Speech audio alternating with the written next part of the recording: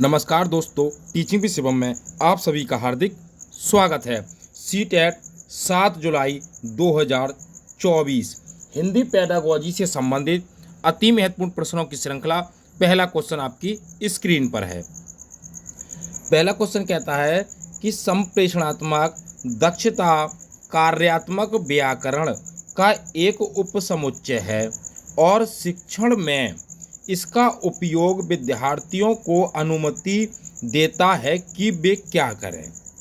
Option A, संरचनाएं सीखें और उनका सटीक उपयोग करें। ऑप्शन बी कहता है विविध प्रकार की पठनीय सामग्रियों में संरचना का उपयोग करें। ऑप्शन सी कहता है सार्थक संप्रेषण के माध्यम से व्याकरण सीखें। ऑप्शन डी कहता है प्राथमिक कक्षाओं में विद्यार्थियों को व्याकरण से अवगत कराने में शिक्षकों को सक्षम बनाना। तो शिक्षकों को सक्षम बनाना ऐसा कुछ नहीं है भैया। हम बात करें भाई पठनीय सामग्रियों में संरचना का उपयोग करें, हाँ हो सकता है, लेकिन सटीक उपयोग करें ये नहीं होगा। तो इस क्वेश्चन का जो सही आंसर है वो ऑप्शन नंबर सी है। क्यों है सी? कि सार्थक संप्रेषण करना है आपको, निरर्थक ना हो, सार्थक संप्रेषण के माध्यम से व्याकरण सीखें। ऑप्शन नंबर सी इस प्रश्न का सही आंसर है। नेक्स्ट अगला क्वेश्चन है सुभाष। क्वेश्चन नंबर दूसरा कहता है कि सुभाष भाषाओं के बारे में सोचने तथा बात करने की योग्यता रखता है, इसका क्या अभिप्राय है? सुभाष नाम का कोई बच्चा है और भाषाओं के बारे में सोचने तथा बात करने की योग्यता रखता है, इसका क्या अभिप्राय है? ऑप्शन ए, वह बहुभाषिक जागरूकता रखता है। ऑप्शन बी, वह ध्वन्यात्मक जागरूकता रखता है। ऑप्शन सी, वह प्रतीकात्मक सचेतता रखता है। ऑप्शन डी, वह ग्रहात्मक कौशल रखता है। सही आंसर आपको बताना है। अगर हम सही आंसर की बात करें, ये कह रहा है भाषाओं की बात हो रही है। जब भाषाओं की बात हो रही है, भाषाओं के बारे में सोच रहा है बच्चा, तो बहुभाषिक होगा। सीधी सी बात है, क्या होगा भैया? बहुभाषिक होगा। तो ना तो ध्वन्यात्मक होगा ना प्रतीकात्मक होगा। तो ये तो गाइस दोनों नहीं हो सकते। क्यों नहीं हो सकते? क्योंकि ध्वन्यात्मक और प्रतीकात्मक बात एक ही है, इसलिए बी और सी तो होगा नहीं। ऑप्शन नंबर ए इस प्रश्न का सही आंसर है। वह बहुभाषिक जागरूकता रखता है, बहुभाषी है। ऑप्शन ए करेक्ट आंसर है। अगर क्वेश्चन आपको अच्छे लग रहे हो तो वीडियो को ज़्यादा से ज़्यादा शेयर करें और लाइक करें।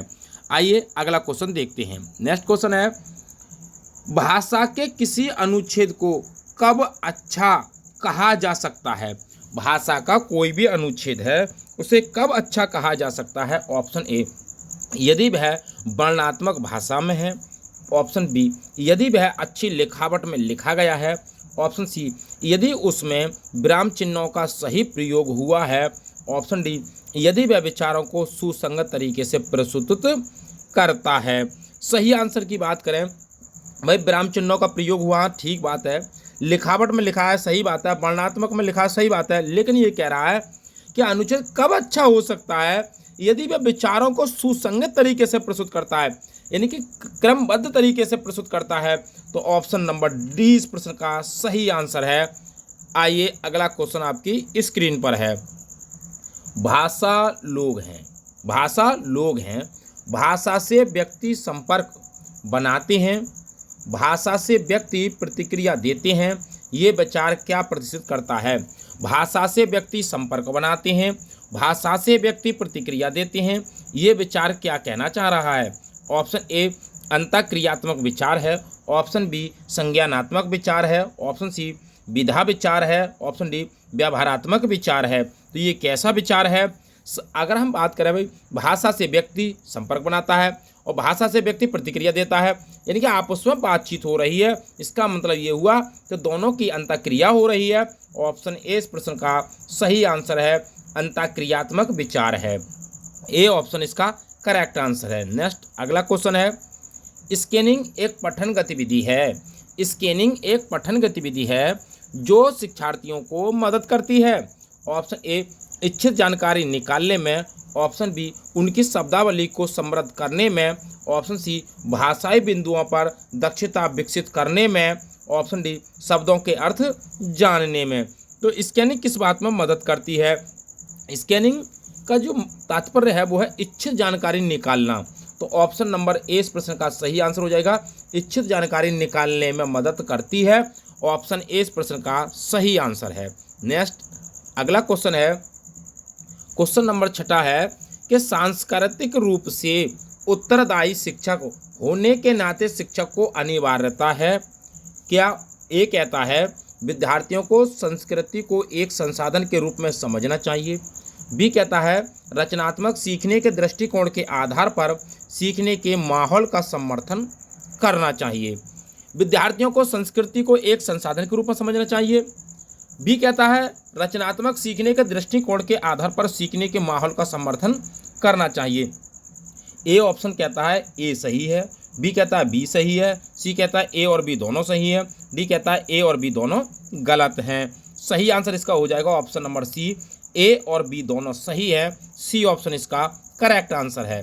आइए अगला क्वेश्चन, यदि शिक्षक को एक विद्यार्थी के उत्पाद या प्रक्रिया के प्रत्येक हिस्से का मूल्यांकन करना है तो किस प्रकार का उपकरण अधिक प्रभावशाली होगा?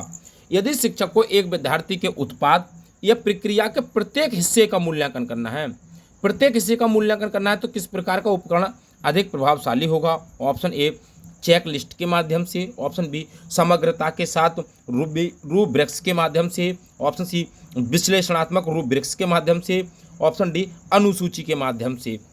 सही आंसर ऑप्शन नंबर सी हो जाएगा विश्लेषणात्मक, यानी कि उसको डिवाइड कर करके उपकरण जो होगा वो अधिक प्रभावशाली होगा। तो विश्लेषणात्मक रूब्रिक्स का प्रयोग करके सही मूल्यांकन बच्चे का होगा। ऑप्शन सी इस प्रश्न का सही आंसर है। नेक्स्ट, किस परिकल्पना में यह सुनिश्चित किया गया है कि विद्यार्थी व्याकरण के नियमों को जाने और उन्हें सचेतन भाव से याद करें? किस परिकल्पना में यह सुनिश्चित किया गया है कि विद्यार्थी व्याकरण के नियमों को जाने और उन्हें सचेतन भाव से याद करें? ऑप्शन ए प्राकृतिक अनुक्रम परिकल्पना के द्वारा, ऑप्शन बी मॉनिटर परिकल्पना के द्वारा, ऑप्शन सी निवेश परिकल्पना के द्वारा, ऑप्शन डी मनोभावात्मक छनन परिकल्पना के द्वारा। सही आंसर ऑप्शन नंबर बी हो जाएगा मॉनिटर परिकल्पना के द्वारा सचेतन भाव से याद करें। ऑप्शन नंबर 20 प्रश्न का सही आंसर है मॉनिटर परिकल्पना के द्वारा। आइए अगला क्वेश्चन है, क्वेश्चन नंबर पहला कहता है कथन पर आधारित है। ए और बी दोनों कथनों पर विचार करना है आपको। अकादमिक भाषा विशेषताओं की विशेषता है जो अकादमिक विषयों के लिए विशिष्ट है। बी कहता है अकादमिक भाषा के क्षेत्र में व्याकरण, शब्दावली और भाषा के सभी विषय क्षेत्र के विमर्श हैं। ऑप्शन ए सही है, बी कहता है बी सही है, सी कहता है ए और बी दोनों सही है, डी कहता है ए और बी दोनों गलत हैं। सही आंसर ऑप्शन नंबर सी हो जाएगा ए और बी दोनों सही हैं। सी ऑप्शन इसका करेक्ट आंसर है। नेक्स्ट अगला क्वेश्चन है, अगला क्वेश्चन कहता है कक्षा 1 से बच्चों को पढ़ाने के लिए हमें मौखिक भाषा के विकास पर अधिक ध्यान केंद्रित करना चाहिए। कक्षा 1 से बच्चों को पढ़ाने के लिए हमें मौखिक भाषा के विकास पर अधिक ध्यान केंद्रित करना चाहिए। निम्नलिखित में से कौन सा कक्षा अभ्यास कक्षा 1 के शिक्षार्थियों को मौखिक भाषा कौशल में वृद्धि करने हेतु सक्षम बनाता है? Option A role play, option B व्याकरण खेल, ऑप्शन सी बालगीत गाना, ऑप्शन डी वर्णमाला सीखना। तो सही आंसर ऑप्शन नंबर ए हो जाएगा रोल प्ले। ए ऑप्शन इसका करेक्ट आंसर है रोल प्ले। आइए अगला क्वेश्चन है, शिक्षिका पाठ्य पुस्तक से एक लड़की के बारे में कहानी सुना रही है, यानी कि एक लड़की के बारे में कहानी सुना रही है जो एक चिड़िया की देखभाल करती है और उसे दाना खिलाती है। अचानक से एक लड़का अली खड़े होकर शिक्षिका को बताता है कि किस तरह उसने एक दिन पार्क में घायल पड़ी गिलहरी की रक्षा की। कहानी के प्रति अली की प्रतिक्रिया को किस रूप में वर्णित किया जा सकता है ये आपको बताना है। ऑप्शन ए पठन सामग्री को अपने व्यक्तिगत अनुभव से जोड़ना, ऑप्शन बी शिक्षिका को बीच में रोकना, ऑप्शन सी बोलने का अवसर मिलना तथा ये दिखाना कि वह कक्षा में सक्रिय है। ऑप्शन डी उसकी कक्षा में ध्यान खींचने की प्रवृत्ति है। सही आंसर ऑप्शन नंबर ए हो जाएगा भाई। क्यों हो जाएगा? पठन सामग्री को अपने व्यक्तिगत अनुभव से जोड़ता है। ऑप्शन नंबर ए इस प्रश्न का सही आंसर है। यानी कि उसने जो चिड़िया की कहानी सुनाई तो उसका बच्चे का जो अनुभव था, जो व्यक्तिगत उसका अनुभव था, उसने उसको प्रदर्शित कर दिया। तो ए ऑप्शन इसका सही आंसर है। आइए अगला, शिक्षिका ने समूह में भाषा कार्य करने के लिए दिया। इस समूह कार्य के दौरान शिक्षिका की क्या भूमिका होगी? ऑप्शन नंबर ए, ये सुनिश्चित करना कि कार्य समय पर प्राप्त हो, इसके लिए उन्हें बार बार समय का ध्यान दिलाना चाहिए। बी कहता है ये सुनिश्चित करना कि प्रत्येक की समूह में प्रतिभागिता बने तथा आवश्यकता होने पर उन्हें मदद देने का प्रयास करना। सी कहता है शिक्षिका को सभी समूहों को पूर्ण स्वायत्तता देनी चाहिए, इसलिए उसे कुर्सी पर अलग से बैठ जाना चाहिए। डी कहता है ये सुनिश्चित करना कि विद्यार्थी कक्षा में शोर ना करें। सही आंसर आपको बताना भाई, ऐसा नहीं है भाई, डी वाला तो होगा नहीं, क्योंकि ये सुनिश्चित करें कि कक्षा में शोर ना करें। सी कहता है अगर हम बात करें सी की, शिक्षिका को सभी समूहों को पूर्ण स्वायत्तता, पूर्ण आज़ादी दे देनी चाहिए। तो कुर्सी पर अलग बैठेंगे नहीं भैया, जब कुर्सी पर अलग बैठ जाएंगे तो समूह का क्या मतलब रहा? तो ये ऑप्शन भी नहीं होगा, सी वाला। अगला कहता है ये सुनिश्चित करना कि प्रत्येक समूह में प्रतिभागिता बने तथा आवश्यकता होने पर उन्हें मदद देने का प्रयास करना चाहिए। बी ऑप्शन इसमें सही आंसर है और सटीक आंसर है। बी ऑप्शन करेक्ट आंसर है। आइए अगला क्वेश्चन देखते हैं। शिक्षक उभरते लेखकों में अच्छा लेखन कौशल कैसे विकसित कर सकते हैं? ऑप्शन ए, विषयों पर स्पष्ट निर्देश देकर तथा शब्द सीमा तय करके। ऑप्शन बी, शिक्षार्थियों के लिए किए गए अच्छे कार्य की प्रशंसा करके तथा उसे आगे और सुधार करने के लिए विशिष्ट टिप्पणी देकर। सी कहता है शिक्षार्थियों को अच्छी लिखाई में लिखने के लिए कहकर। डी कहता है केवल उनकी व्याकरण त्रुटियों पर विस्तृत प्रतिपुष्टि देकर। तो इस क्वेश्चन का सही आंसर है ऑप्शन नंबर डी, तो होगा नहीं। क्यों नहीं होगा डी भैया? कि केवल की बात आ रही है तो केवल वाला तो होगा नहीं। शिक्षार्थियों को अच्छी लिखाई लिखने में कहकर, ऐसा कुछ नहीं है भैया।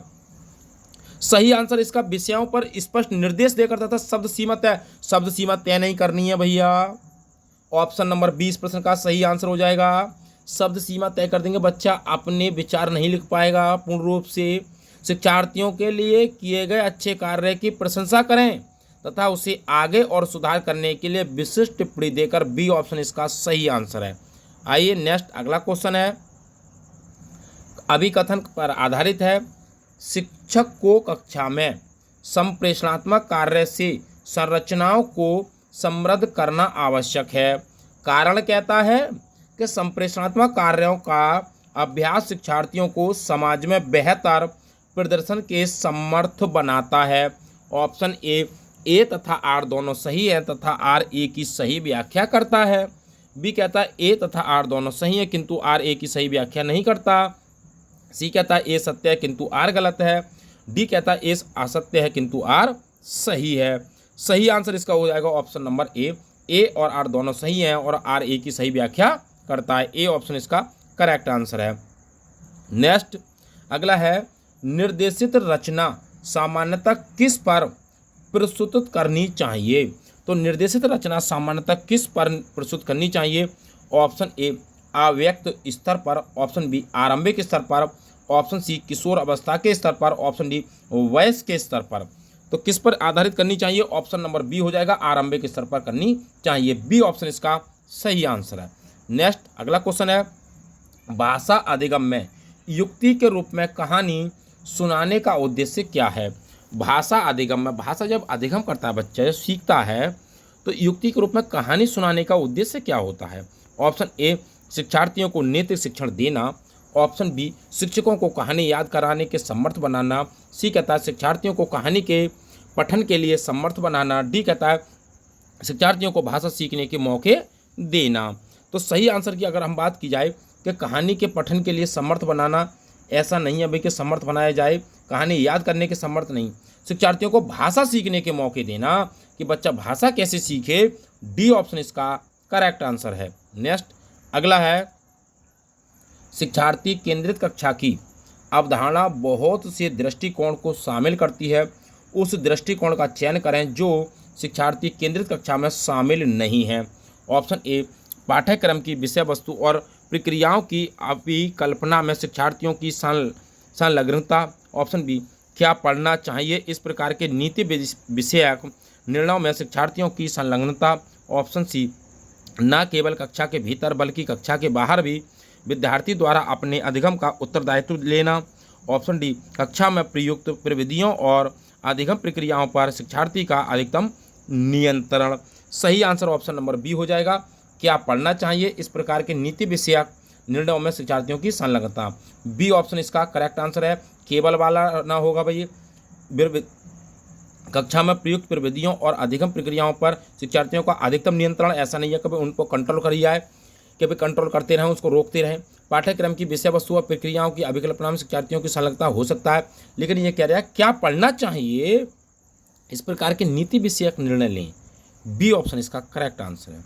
नेक्स्ट अगला है, निम्नलिखित में से कौन सा विद्यार्थियों को लिखना सिखाने का विशिष्ट शिक्षण शास्त्रीय क्रम है।